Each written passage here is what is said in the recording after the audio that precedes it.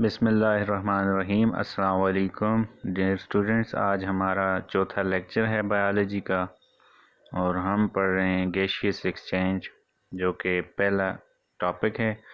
और इससे पहले हम पढ़ चुके हैं गैसियस एक्सचेंज क्या होती है, फिर गैसियस एक्सचेंज इन प्लांट्स के बारे में हम पढ़ चुके हैं कि क्या प्रोसेस होता है, कौन सी गैसेस प्लांट्स को चाहिए होती हैं, कौन से प्रोसेसेस के लिए चाहिए होती हैं, और मैकेनिज़्म क्या होता है गैसियस एक्सचेंज का। तो हमने बात की थी कि वो सिंपल एक प्रोसेस होता है डिफ्यूजन का, जिसके ज़रिए से गैसेस एक्सचेंज होती हैं। फिर हमने बात की थी कि गैसियस एक्सचेंज इन ह्यूमंस। तो अनलाइक प्लांट्स, ह्यूमंस में स्पेशलाइज्ड रिस्पायरेटरी सिस्टम होता है, वो सिस्टम जो कि रिस्पायरेशन में हेल्प करता है, क्योंकि प्लांट्स का सरफेस एरिया ज़्यादा है as compare to their volume, ठीक है। लेकिन ह्यूमंस या एनिमल्स का सरफेस एरिया कम होता है with proportion to their volume. तो अब जो गैसियस एक्सचेंज है वो डिफ्यूजन के प्रोसेस के थ्रू एनिमल्स में नहीं हो सकती, तो इसीलिए एनिमल्स में स्पेशलाइज्ड रिस्पायरेटरी सिस्टम होता है जो कि हेल्प करता है गैसियस एक्सचेंज में। इस सिस्टम के हमने बात की थी कि दो कंपोनेंट्स होते हैं। जो मेन कंपोनेंट है वो तो लंग्स हैं, ठीक है, अ पेयर ऑफ लंग्स। अब दूसरा जो कंपोनेंट है, जो लास्ट लेक्चर में हमने डिस्कस किया था कि लंग्स तक एयर कैसे पहुंचती है, लंग्स तक गैसेस कैसे पहुंचती हैं। तो वो पहुंचती हैं एयर पैसेज वेज के थ्रू, उन स्ट्रक्चर्स के थ्रू, ठीक है। वन बाय वन उन स्ट्रक्चर्स को हमने डिस्कस किया था। इसमें सबसे पहले नोज़ था। नोज़ के बारे में हमने डिस्कस किया कि the only visible part of respiratory system है ये, जिसके थ्रू एयर एंटर होती है रिस्पायरेटरी सिस्टम में। अब नोज़ के बाद नोज़ के जो ओपनिंग्स हैं उनको हम नोस्ट्रिल्स कहते हैं, और इसकी जो इंटरनल कैविटी है उनको हम नेज़ल कैविटीज़ कहते हैं, जो कि दो चैम्बर्स में डिवाइडेड हैं। अब इसकी जो इंटरनल सरफेस है उसमें दो चीज़ें होती है, एक हेयर्स होते हैं और दूसरी म्यूकस मेम्ब्रेन, जो कि म्यूकस सिक्रेट करती है। तो म्यूकस और हेयर्स क्या करते हैं, जर्म्स को और डस्ट पार्टिकल्स को ट्रैप करते हैं। और एक तीसरा फंक्शन था नेज़ल कैविटी का कि ये इनकमिंग एयर को वार्म करती है, मॉइस्टन करती है, ताकि ये बॉडी के टेम्परेचर को इफ़ेक्ट ना कर सके इनकमिंग एयर। फिर इसके बाद इंटरनल नोस्ट्रल से गुज़रते हुए दूसरे हिस्से, दूसरी स्ट्रक्चर में ये एयर एंटर होती है, एक मस्कुलर स्ट्रक्चर जिसको हम फेरिंक्स कहते हैं, जिसका साइज़ की, लेंथ की बात की जाए तो 4.5 इंचेस ये ट्यूब होती है। अब फेरिंक्स में दो कैविटीज़ ओपन होती हैं, एक नेज़ल कैविटी, दूसरा माउथ कैविटी। तो फेरिंक्स बोथ फूड और एयर दोनों का पैसेज वे है, रास्ता है। फेरिंक्स आगे जाके डिवाइड हो जाता है लैरिंक्स में और ईसोफेगस में। अब फूड जब आ रहा होता है लैरिंक्स क्लोज हो जाता है, फूड एंटर होता है ईसोफेगस में, और जब एयर आ रही होती है तो ईसोफेगस की ओपनिंग पे स्फिंक्टर होते हैं, सर्कुलर रिंग्स ऑफ मसल्स जो कि क्लोज रहती हैं। तो वहाँ एयर एंटर नहीं हो सकती, जबकि ट्रेकिया में एंटर हो जाती है थ्रू लैरिंक्स के थ्रू। और हमने बात की थी कि लैरिंक्स की जो कैविटी है उसको हम ग्लोटिस कहते हैं, और इसको क्लोज करने के लिए ऊपर जो लिड होती है उसको हम एपिग्लोटिस कहते हैं। और ट्रेकिया की हमने बात की थी कि इसमें सी शेप्ड कार्टिलेजेस होते हैं 16 to 20, और वो इसको कोलैप्स होने से बचाते हैं, उसको ओपन रखते हैं। एयर अगर प्रेशर से भी आए तो ट्यूब एक्सटेंड हो जाए। फिर ये डिवाइड हो जाता है दो ब्रांचेस में, ठीक है, जिनको हम ब्रोंकाई कहते हैं। अब ब्रोंकाई की हमने बात की थी कि एक राइट ब्रोंकाई राइट लंग में, लेफ़्ट ब्रोंकाई लेफ़्ट लंग में, और वहाँ पे ब्रोंकाई डिवाइड हो जाता है ब्रोंकियोल्स में, और ब्रोंकियोल्स भी मज़ीद डिवाइड होते रहते हैं। तो ब्रोंक्यूल्स का जब डायमीटर 1 मिलीमीटर हो जाए या इससे कम हो जाए तो उनको हम ब्रोंक्यूल्स कहते हैं, यानी कि स्मॉलर ब्रोंकाई। अब ये स्मॉलर जो ब्रोंकाई होते हैं जिनको हम ब्रोंक्यूल्स कहते हैं, इनमें कार्टिलेजेस नहीं होती, हमने बात की थी, ये स्मूथ मसल्स के बने होते हैं, ठीक है। और ये जाके एक एयर सेक में ओपन होते हैं। अब एयर सेक के अंदर डिफरेंट सेगमेंट्स होते हैं, पार्टीशंस होती हैं, छोटी छोटी थैलियाँ होती हैं जिनको हम अल्वियोलाई कहते हैं। और अल्वियोलाई हमने कहा था कि लंग्स का फंक्शनल यूनिट होता है जहाँ पे गैसेस एक्सचेंज होती हैं। आगे हम पढ़ेंगे कैसे गैसेस एक्सचेंज होती हैं अल्वियोलाई में और कौन कौन सी गैसेस एक्सचेंज होती हैं। आज जो हमारा टॉपिक है नेक्स्ट वो है lungs, second component of respiratory system, human respiratory system. So lung कहाँ पे प्रेजेंट होते हैं जी? ये थोरैक्स में प्रेजेंट होते हैं, हमारी चेस्ट कैविटी में, ठीक है।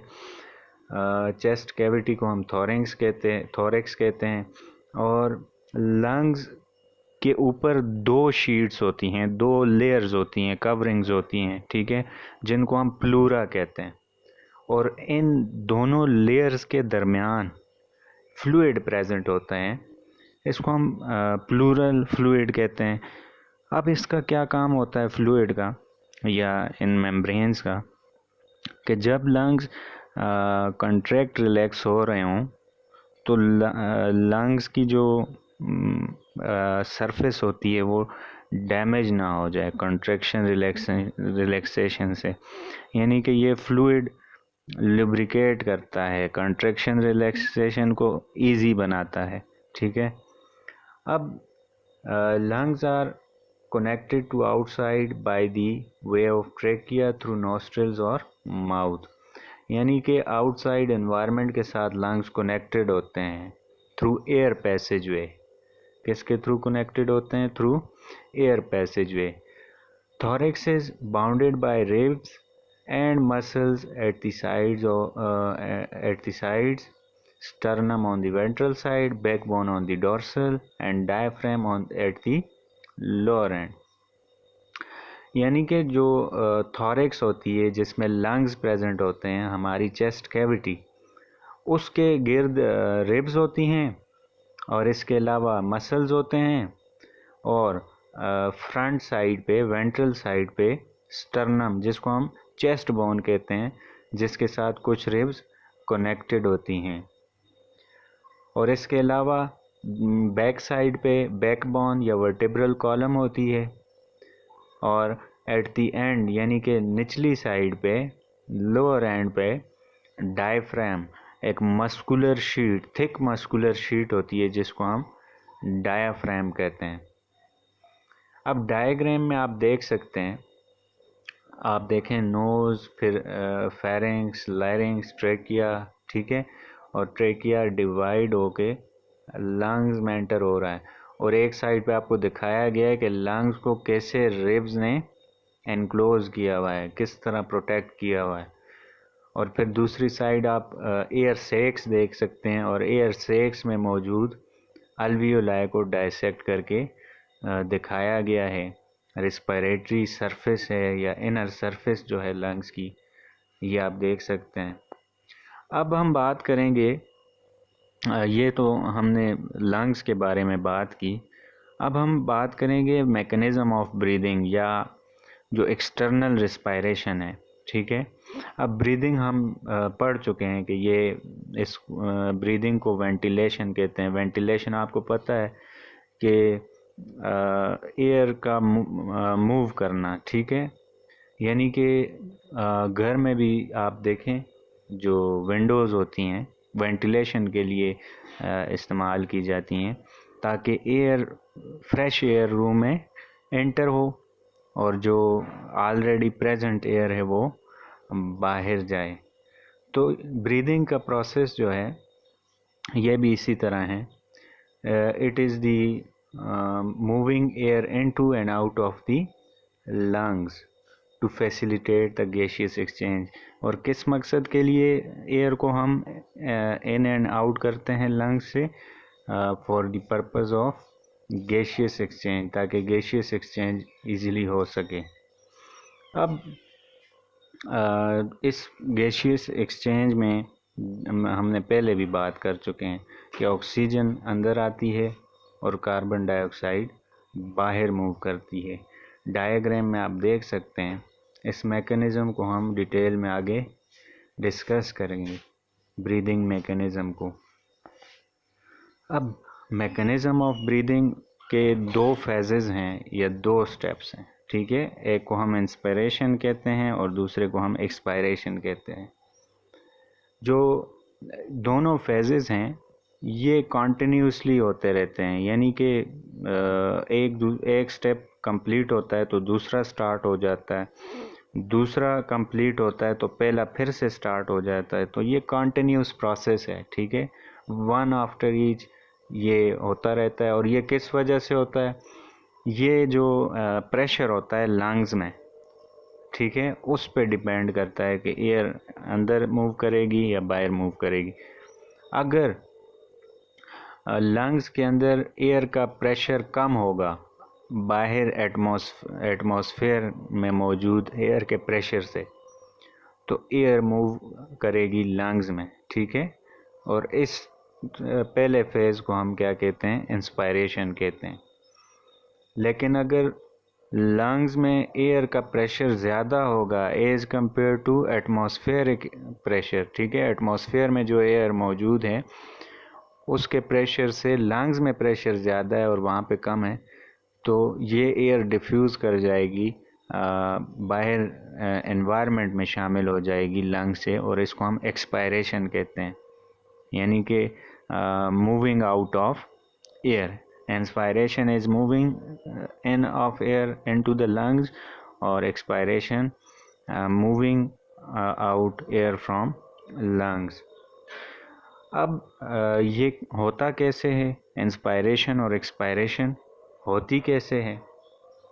ये आप डायग्राम में देख सकते हैं, ठीक है, कि एयर जब ये ब्लू एरोज शो कर रहे हैं कि जब एयर अंदर आएगी तो लंग्स का वॉल्यूम एक्सटेंड कर जाएगा, लेकिन जब एयर बाहर जाएगी लंग्स से तो लंग्स सुकड़ जाएंगे, वॉल्यूम इनका डिक्रीज हो जाएगा। आप यहाँ पे देख सकते हैं इंस्पायरेशन।